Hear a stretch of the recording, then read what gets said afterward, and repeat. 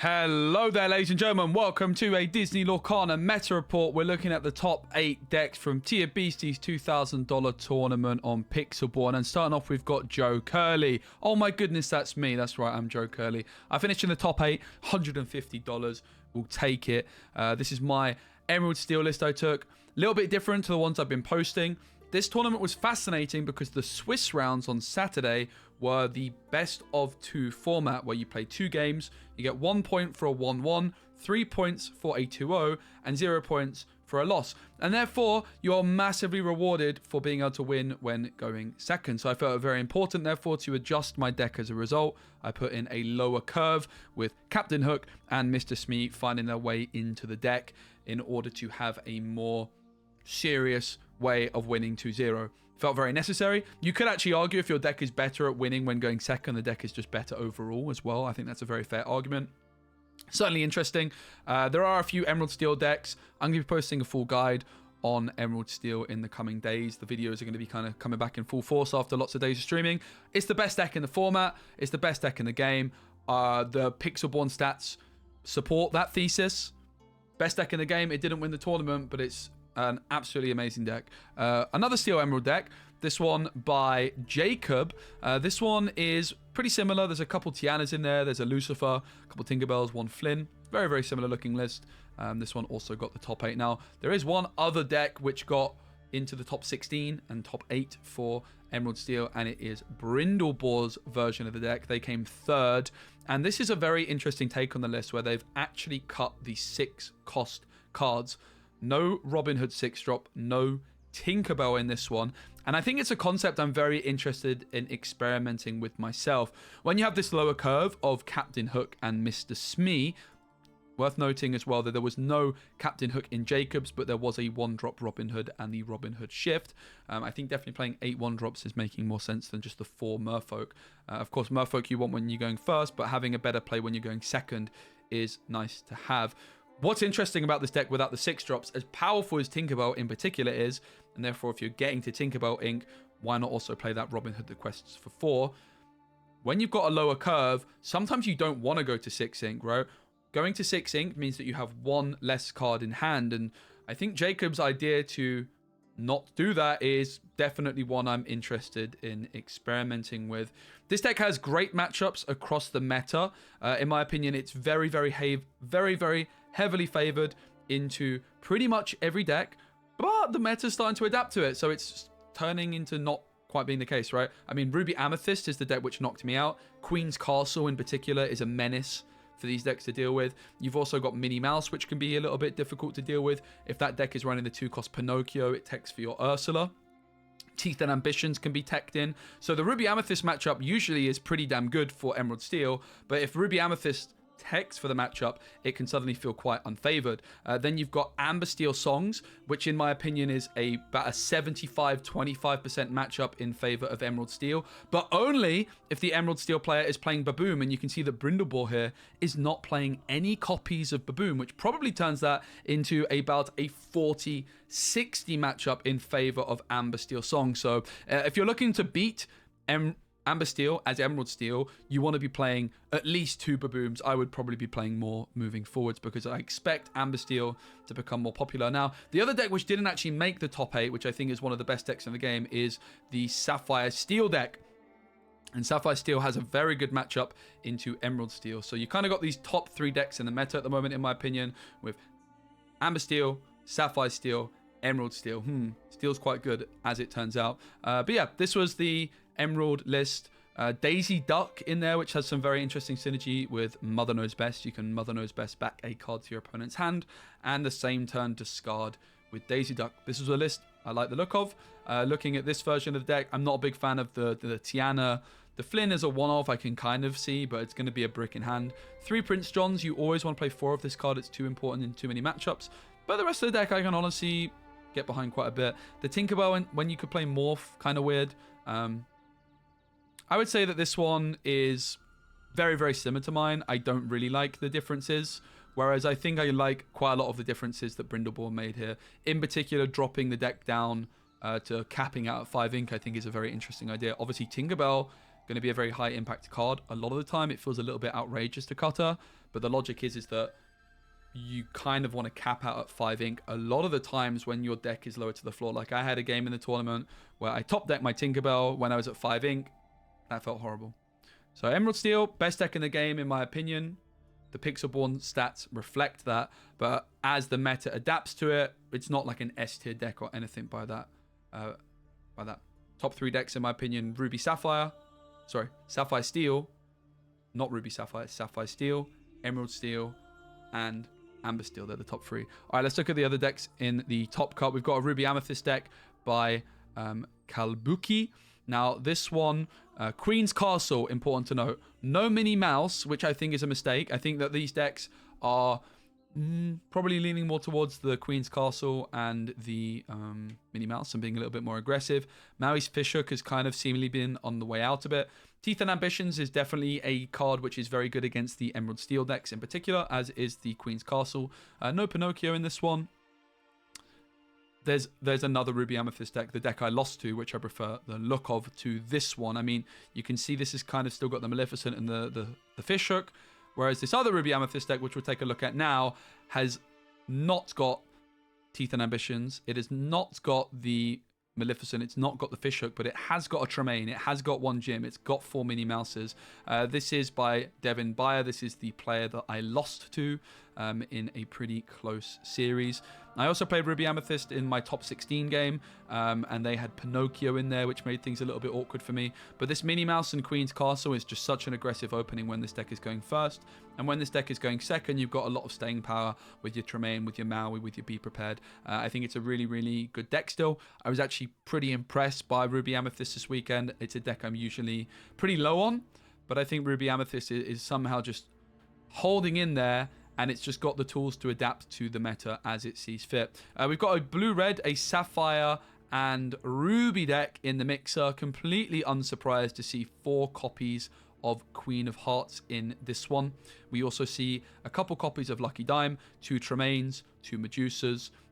Pretty low on uninkables compared to how I would personally play the deck. I would be more tempted to be on like 3 Tremaines, 3 Medusas, or maybe even 4 of each. Of course, very, very easy to brick. Fishbone Quill can be your get out of jail card, get out of jail free card. There is also a Maui's Fishhook, which is interesting. Of course, this can provide you with the opportunity to give one of your characters evasive for some more aggressive questing, or give your Maui some more challenging to remove a card. I would say that I prefer the look of Shield of Virtue in these Ruby Sapphire decks over Maui's Fishhook, because it serves a similar purpose where you can attack twice with Maui, or you can, for example, ready your character, which makes it very, very difficult to deal with instead of giving it evasive. But what Shield of Virtue gives you over Maui's Fishhook is it's a 1-cost item card, which is therefore more easy to draw cards with the Flaversham. This Grammatala is not a card I've ever been a huge fan of in particular. The Judy Hops is kind of aimed at the mirror matchups, giving you a way of removing your opponent's items. For example, removing your opponent's Fishbone Quill, removing your opponent's Lucky Dime against other Sapphire decks is incredibly valuable. And overall, this looks like a really solid take on the deck. Personally, I would try and be a little bit more greedy with the uninkables. I'm not so sure about this Grammatala card, but it's not a deck I've really played too much of. And I think overall this is a very solid looking list. Then we have got the second place deck, which this had a pretty much awful matchup in the final against Amber Steel Songs, and this is Amethyst Emerald. So Amethyst Emerald is pretty much the alternative to playing Emerald Steel. What you get as an advantage of playing Amethyst over Steel is you get a little bit more of an aggressive game plan. You can play these Chernobog's followers in at 1. You get access to Queen's Castle, which is particularly good when you go first. Of course, you sing Friends on the other side with Ursula, so it does seem slightly more optimal to be dropping the discard package entirely from this deck and focusing more on a tempo-orientated game plan with cards like Kit, Cloud, Kicker. That's right, Kit, Cloud, Kicker, not Kit Card, as much as I like to call him that.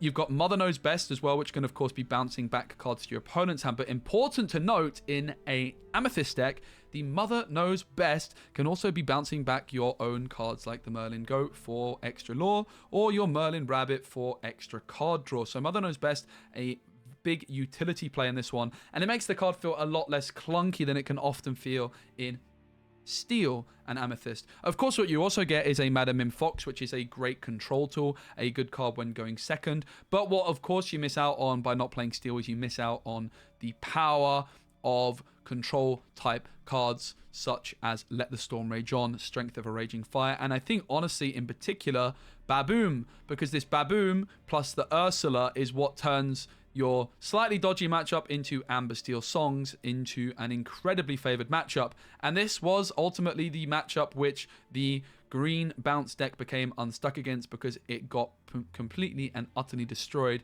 in the final by Brennan DeCandio. The second time he's won one of these Thea Beasty tournaments in a matter of 4 weeks, and it's the second time he's got there with an Amber Steel deck. The last time he made the winning first place position in Thea's tournament 4 weeks ago, I was incredibly critical of their Amber Steel build. So, have I changed my opinion on the way this deck is built? Oh my goodness, it's even worse than it ever was before. This deck gives me so much anxiety and makes me have so many questions about life. It's giving me an existential crisis just looking at it. This deck is called... By the way, before I criticize the deck, can I just say, full respect to Brennan DeCandio for being able to pilot such an awful deck. Okay, I need to relax. Fair play to Brennan DeCandio for being able to pilot a suboptimal deck and win. Now, the reason this is a suboptimal deck, and it's undeniably, objectively, I'm saying it's an objective unoptimal deck. It's 66 cards, guys. What? Oh my goodness, Brennan. I respect it. I actually respect it. In card games, a lot of the time, what people will say to me, actually, when I'm building Disney Lorcana decks is, oh, if you want to include more of these cards, why don't you go to 66 cards? Or why don't you just add a few extra cards? And the answer is quite simple. Is there really only 3 aerials in this deck? Oh my goodness, it gets worse. The longer I look at this deck, the more I hate it. This is just like an example, though, of Amber Steel just being a good deck in the meta, and Brennan DeCandio being a skilled pilot of the deck. This is not an optimal build. It's not a million miles away from being an optimal build, but it's just not optimal. 3 aerials? Only 3 Storm Rage on? I am pulling my hair out at the... It's giving me an existential crisis, guys. I'm just being honest with you, and I'm giving you my genuine feedback as a very passionate deck builder in Disney Lorcana. This deck gives me so much anxiety just looking at it. Okay, so let's talk about why is it not optimal to play 66 cards? What is the benefit of playing 66 cards? Well, the benefit, there's a few. One thing is that you might not get milled in matchups where you're playing a whole new world, of course. And Brendan DeCandio actually mentioned to me in a private message that did happen in day 1 as kind of a happy accident, that he was able to not get milled and play a whole new world to mill his opponent while he was left with 5 cards in deck, which that's actually a big advantage in some situations. Of course, there's other ways you can mitigate that without going above 60. For example, you could play 1 copy of Chernobog, which is something I would absolutely advocate for in an Amber Steel Songs deck. I still haven't posted my own version of this deck, but I suppose I probably should get round to that now after all this flaming. You can play 1 copy of Chernobog, which can add characters from your discard pile back into your deck, which therefore helps you avoid decking out and winning mirrors or winning games where you might be getting milled otherwise, and you can mill your opponent. So that's like one benefit of going more than 60. Of course, the other thing you get by playing more than 60 is you get to include more cards of what you want. What's the downside then? Well, the downside is honestly subtle, but it is still just overrides all the other advantages, in my most humble of opinions, and I think probably the opinion of every top Lorcana player, including Brendan DeCandio themselves. I don't think that they're trying to suggest for one moment that playing 66 cards is optimal, but they just decided it's actually... The downside of it is negligible, and it just made their life easier in deciding on what cards to run in the deck. Why is it a downside? Well, what this deck really wants to do, like, what is the reason of playing Amber Steel? Well, it's because you get Cinderella and Storm Rage on. That's one big reason. And you get Aerial Whole New World. That's kind of the big reason to play this deck. And also Cinderella Bare Necessities is really, really nice. And the deck is really formed around that, right? You're looking to play Robin Hood and the Queen on turn 1. You're looking to shift in your Robin Hood or the Queen pretty early on, sing Whole New World. If your opponent plays a Bare Necessities or an Ursula Deceiver, they might discard your Whole New World. But that's where your 4 copies of Aerial are going to give you some some consistency to find that whole new world. I cannot believe there's only 3 aerials. I cannot believe there's only 3 Storm Rage on and we're at 66. Like, if we were at 66 and there was at least an aerial and a Storm Rage on times 4, I could get behind that a little bit more. But 3 of each in a 66 card deck is mind-blowing to me. And this does also highlight how many good cards you do want to play in Amber Steel Songs. If it was me, I would play the list very, very similar, but I would just be more ruthless in the cards that I cut. I would also always be playing 4 copies of this card and 4 copies of this card, because I think they're 2 of the best cards in the game. I certainly wouldn't be playing Surfer Stitch at all. I would not be playing a single copy of that card. That is for sure as good as the card is. And again, you guys are, I know there's already people in the comments going, Brennan DeCandio is clearly better than you, they know what they're doing. Okay, maybe. They clearly are a very, very, very good player because they've been able to win 2 of these tournaments in a short space of time. But just because someone won the tournament doesn't mean we should suddenly all be playing 66 cards. Do not play 66 cards in your deck, guys. If you want to annoy me, start playing 66 cards in your deck. But congratulations to Brennan DeCandio on the victory. Amber Steel Songs definitely looks like a really good deck in the current meta game. I don't think it's the best deck in the game, far from it. I think it's probably the 3rd, maybe the 4th best deck in the game. But I also think clearly the list people are playing are rather unoptimized, and therefore it might actually be better than I'm giving it credit for. I can't believe it's a 66 card deck, guys. I'm having a crisis over here. I hope you guys enjoyed the meta report video. I'm going to be posting another meta report video in the next day or 2 where I rank all the decks in the order I think that they are. I'll share what I think the optimal lists are, and I'll also be using some Pixelborn data to support my thesis. Amber Steel takes the tournament. We see Emerald, Amethyst in 2nd place, 3 Emerald Steels in the top 8, which we love to see, couple Ruby Amethyst decks, and a single Sapphire Ruby deck. I do also, again, want to strongly mention that I do believe Sapphire Steel is one of the best decks in the game. Sky did make the 1st place in day 1 on Swiss with Sapphire Steel, but did lose to Brennan DeCandio in game 1 of the top 16. Yeah. All right, guys. Thank you so much for watching. I really do appreciate it. Hopefully Brennan DeCandio doesn't hate me too much for me criticizing his deck. It's all in good jest, and it's all, I'm just being honest on my... 66 cards! You have to kind of respect it, honestly, because the downside of it is somewhat negligible, but it's just suboptimal. It just is, by definition, suboptimal. You want this card on turn 1. You want this card in your opening hand. You want the aerial in so many matchups. So... Not saying it's easy to build a card with 60 decks optimally, but it's impossible to build a deck with 66 cards optimally. That would be my take. All right, guys, thanks so much for watching. 66 cards, man.